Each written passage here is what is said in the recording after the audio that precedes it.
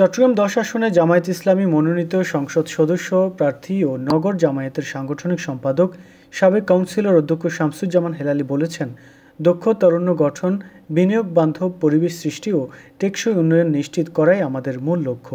তিনি আরও বলেন, শুধু নির্বাচনের জয়লাভ নয়, বরং পিছিয়ে পড়া মানুষের জীবনের উন্নয়নই প্রকৃত বিজয়।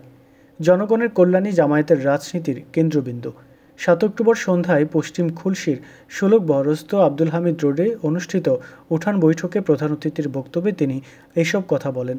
অনুষ্ঠানে সভাপতিত্ব করেন স্থানীয় মির্জাপুল ইউনিট জামায়াতের সভাপতি জামাল উদ্দিন শিকদার।